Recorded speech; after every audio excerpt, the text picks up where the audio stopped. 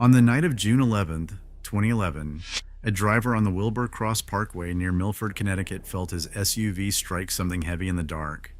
When he stopped, he found a cat. Not a bobcat, not somebody's tabby, a mountain lion, 140 pounds of it, tawny and long-tailed and wild, with porcupine quills still buried under its skin and no collar, no microchip, no owner anywhere in the world. It should not have been there. The last confirmed cougar in New England had died more than a century before. And when the DNA came back, the animal turned out to be even more impossible than that. It had walked from the Black Hills of South Dakota, roughly 1,500 miles in a straight line, the longest journey ever recorded for its kind, nearly double the previous record. It crossed Minnesota, it crossed Wisconsin, where a trail camera caught it in the snow. It crossed the top of a continent, alone, looking for something it never found, and it died on a parkway in a state where every map, every agency, every wildlife biologist agreed there were no mountain lions at all.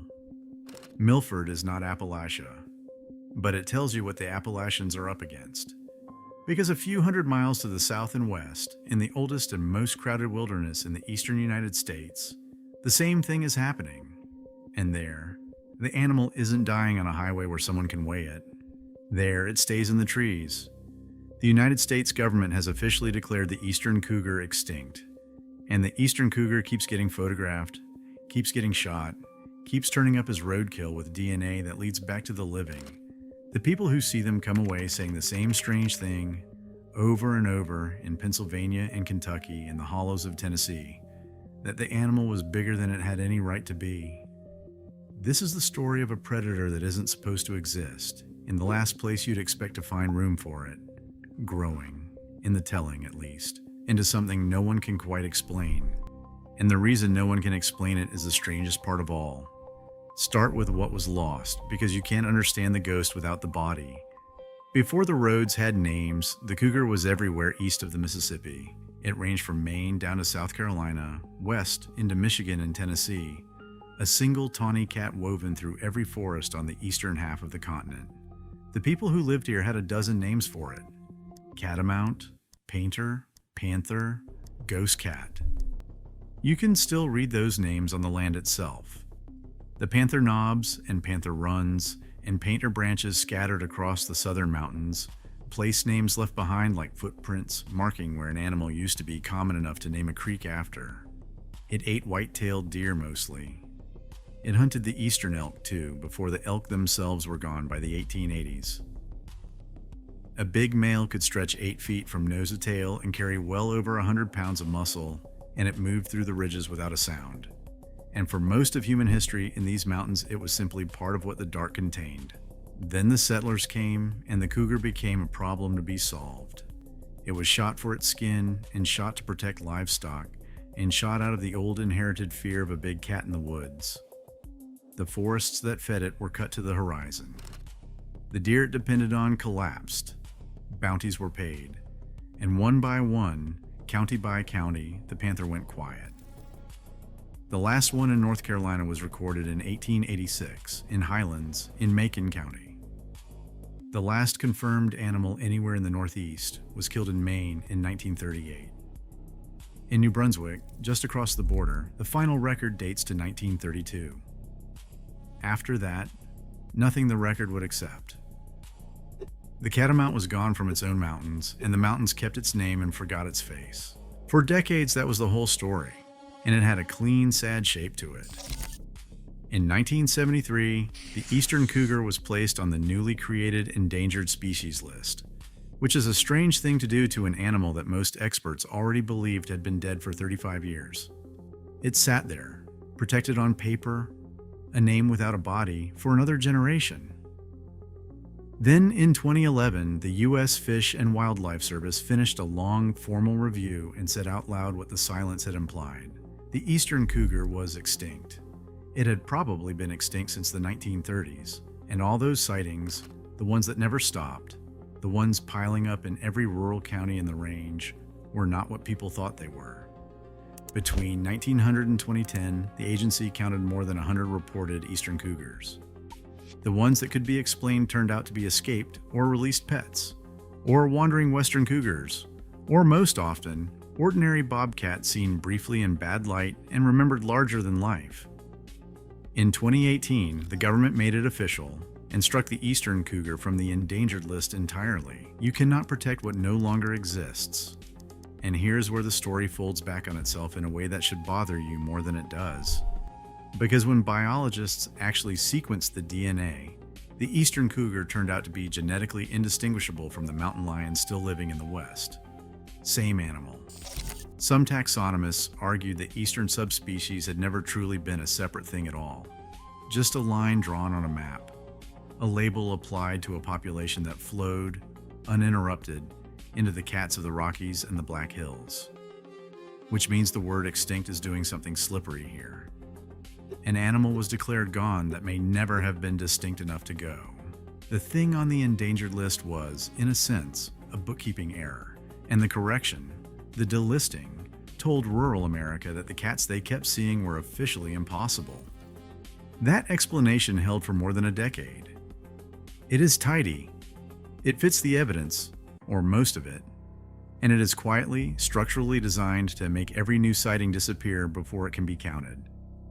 If you're finding this as strange as I do, subscribing is the simplest way to keep these investigations coming. The eastern half of this continent is full of stories like this one, and I'm working through them one animal at a time.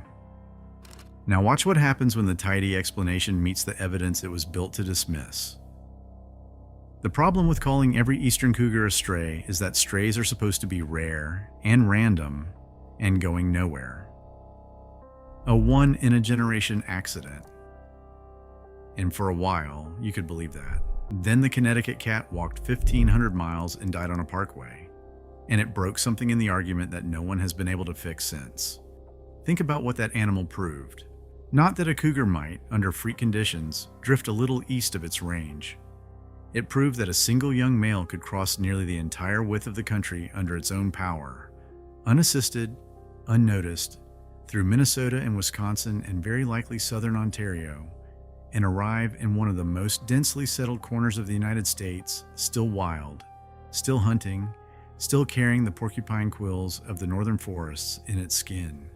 The previous distance record for a dispersing cougar was around 660 miles. This one more than doubled it. If one cat can do that, the ceiling on where these animals can turn up did not just rise, it came off entirely. And they keep turning up. In 2014, a cougar was killed in Bourbon County, Kentucky. DNA traced it again to the Black Hills of South Dakota. In western Tennessee in the same decade, wildlife officials confirmed multiple encounters. A trail camera catching one on the move, and, in another case, a bow hunter who wounded a cat that genetic testing identified as a female from South Dakota. A female. That word matters more than any other in this entire story, and I'll come back to why. The Cougar Network, which tracks confirmed evidence of the animals east of their range, has watched the dots march steadily eastward for 2 decades, following an expanding western population that is running out of room and sending its young males looking for territory that hasn't been claimed. That is the engine underneath all of it, and it is not mysterious at all. Western cougar populations recovered through the second half of the 20th century, and a recovered population produces more young males than it has room for. Those males have to go somewhere. They walk east along river corridors and forest edges, out across the plains where cougars were also wiped out a century ago, into the Midwest, and, for the boldest and unluckiest few, all the way to the wall of the Appalachians and the crowded coast beyond. The eastward drift isn't a conspiracy or a miracle. It's a pressure system. And pressure systems don't send one probe and stop, so the escaped pet explanation gets a little thinner every year. Because a released house pet doesn't have Black Hills DNA. A released pet is declawed, or neutered, or microchipped, or all three. And these cats, again and again, are none of those things. They are wild animals, born in the West, that walked here. The record says the eastern cougar is extinct, and the record is, narrowly, correct, but it was answering the wrong question. The question was never whether the old subspecies survived. The question is whether the living animal is coming back on its own, and the evidence says it already is, one impossible walk at a time. Which brings us, finally, to the size. Everyone who reports one of these cats says the same thing. It was huge. Bigger than a big dog, bigger than they expected, bigger than the pictures, long and heavy and wrong looking against the scale of a familiar backyard or a two-lane road. And the official response to that is almost gentle and almost certainly true in part. People overestimate the size of wild animals. A cougar startles you and adrenaline does the rest, and the 7-foot cat becomes a 9-foot cat by the time you're telling your neighbor. Biologists hear it constantly. A large bobcat seen for half a second becomes a panther. The human eye is a bad instrument, and fear is a worse one. But here's what makes this particular claim impossible to simply wave away. The confirmed animals, the ones that stopped being a story and became a body on a table, are genuinely large. The Connecticut cat weighed 140 pounds. Adult Western males routinely run to 8 feet and well past 130. And there is a real biological principle underneath the folklore, one that predates any of these sightings. Within a species, animals living farther from the equator tend to grow larger. In cold climates, where more body mass helps hold heat, the cougars pushing east and north are pushing into exactly that kind of country. So the idea that a cat which reached the cold, high Appalachian ridges might be at the very top of its species size range is not a campfire exaggeration. It is what the biology would quietly predict. And now the trap closes, because here's the reason no one can explain the size. The reason I promised you at the beginning. You cannot resolve the question, because no one is measuring the animal. The official position is that it isn't there. And an animal that officially isn't there does not get caught, does not get collared, does not get weighed, does not become a data point. The confirmations are almost all deaths. A cat on a highway, a cat shot on a farm. Because death is the only thing definitive enough to force the record to admit an animal was present. The living ones stay in the trees, unmeasured, and the reports of their size pile up on one side of a scale that has nothing on the other. The eyewitnesses say too big. The scientists say you're exaggerating. And the one thing that could settle it between them, a live Appalachian cougar on a scale, with a tape measure alongside it, cannot exist because the framework insists the animal doesn't. The certainty that there's nothing to measure is precisely what prevents the measurement. That is not a mystery about a cat. It is a mystery about how we decide what's real. Sit with that for a second, because it inverts everything you'd expect. Normally, the burden of proof falls on the strange claim. You saw a giant cat, so you'd better bring evidence. But here the strange claim is the one being systematically starved of the evidence that would test it, by the very institutions best equipped to gather it. The eyewitness is asked to produce a proof that the record has quietly decided not to allow into existence. So the size of these animals doesn't get settled. It just accumulates in 10,000 private accounts in a country that has agreed, on paper, not to keep the receipt. I want to hear from you on this one, because the record is thin precisely where you live. If you've seen something in these mountains, Pennsylvania, West Virginia, the Carolinas, Kentucky, the hollows of Tennessee, that you couldn't explain, tell me in the comments and tell me where. The map of this animal is being drawn, quietly, out of exactly those accounts. So what is actually out there? Strip away the certainty on both sides, and you're left with 3 possibilities, and not one of them lets you sleep easy. The first is the loneliest. Every confirmed eastern cougar so far fits a single, tidy profile. A young male, dispersing, looking for a mate and a territory of his own, walking until he finds one or dies trying. Under this reading, the cats are absolutely real. The sightings aren't hoaxes, the DNA isn't lying, but they're a dead end. Wanderers. Ghosts in the most literal sense. Individual animals passing through a landscape that can't hold them because there are no females here to walk toward, no next generation. Nothing but a long, solitary march that ends under an SUV or a hunter's arrow. The animal you saw was real. It was also, most likely, already doomed. That's the comfortable version, the one the agencies lean toward, and it is still a quietly devastating thing to believe. The second possibility is the one that keeps rewilding biologists up at night, and it turns on that single word from Tennessee. A female, because a wandering male is a tourist. A female is a foothold. Males disperse far and reckless. Females stay closer to home, which means a confirmed female east of the Mississippi is not a fluke passing through. It is the first thing a breeding population would need. If the dispersing cats are mostly young males, and even a few females are following the same corridors east, then somewhere in the folded, forested, thinly watched country of the Appalachians, cougars may already be finding each other. Not a stray, a beginning. A population reassembling itself in the one region of the eastern United States with enough deer, enough forest, and enough shadow to hide it, and doing it below the threshold of proof in a place where officially no one is looking. The third possibility is the human one, and it's the least flattering.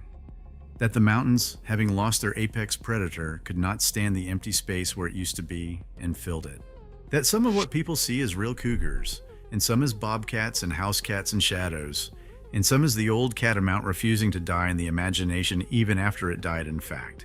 The wampus cat, the black panther that no science has ever produced a body for, the hunger of a landscape for its own missing teeth. Under this reading, the animal is partly out there and partly inside us, and the two have grown so tangled that the reports themselves have stopped being reliable evidence of anything but longing. Here's the uncomfortable truth. All three are probably happening at once. There are real lone males walking these ridges right now. There may already be females among them, and the folklore is real too, layered on top, distorting the count in both directions. The honest answer to what's out there isn't one of the three. It's that we've built a system that can't tell them apart. And that is what the authorities will actually admit, if you press them past the headline. Not that the cats are all pets, not that every sighting is a bobcat, but that they don't know. They don't know how many cougars are moving through the eastern mountains in a given year. They don't know how far the dispersal front has advanced, because it advances silently, one animal at a time, and only announces itself when something goes wrong. They don't know whether the females have arrived in numbers, because confirming that would require a systematic search that no agency is funded or motivated to run for an animal. It is formally declared gone. The extinction of the eastern cougar isn't just a fact on a list. It's a decision about where to point the cameras, and the cameras are pointed away. Consider what that does. Every confirmation we have is essentially an accident, a cat that stumbled into a car, or a trail camera set for deer, or a hunter who happened to be in the exact wrong place. We are learning about a returning predator entirely by chance, from the small fraction of animals unlucky enough to die in a way the record can't ignore. For every cat on a highway, how many crossed the same road at 3 in the morning and made it to the far tree line? Nobody knows. Nobody is counting. The most honest sentence anyone in this field can say is the one they say most reluctantly. That the true number is unknown. That it is almost certainly higher than the confirmations, and that the gap between what's confirmed and what's out there is exactly the size of our unwillingness to look. There is a useful way to picture that gap. Call it the ghost range, the territory an animal almost certainly occupies, but hasn't been proven to, the shaded margin of maybe around the hard dots of confirmation on a map. For the cougar in the east, that margin may be enormous. It may be most of the mountains. And the honest map of this animal isn't the scatter of confirmed points at all. It's the shaded uncertainty spreading across the eastern third of a continent while the official record still reads, in the same place, none. Step back and look at where this is happening, because the setting is the whole point. The southern Appalachians are not a wilderness in the way the West is a wilderness. This is old country, settled country, laced with roads and farms and small towns and second-growth forests that has grown back over a century of abandoned fields. Millions of people live inside the cougar's former range. They drive its ridges to work. They hike its trails on weekends. They think of it mostly as tame, as scenery, as a backdrop, as the safe green edge of an ordinary life. And that is precisely the kind of place this animal is built to disappear into. A cougar doesn't need untouched wilderness. It needs deer and cover, and the willingness of the people around it not to notice. The eastern deer herd has swollen to numbers the old catamount never enjoyed. The forest has come back. The cover is there. The only thing missing was the cat, and the cat is walking here on its own, and it is very, very good at the last part, the not being noticed. So most of them you will never see. That's not a comforting thought or a frightening one. It's just the arithmetic of the animal. A cougar can watch you from a hillside for the length of your entire hike and let you walk out of its life without ever giving itself away. The ones that get seen are the exceptions. The young, the desperate, the unlucky, the ones caught crossing open ground in the wrong light. Whatever the true number is, the seen ones are the smallest sliver of it.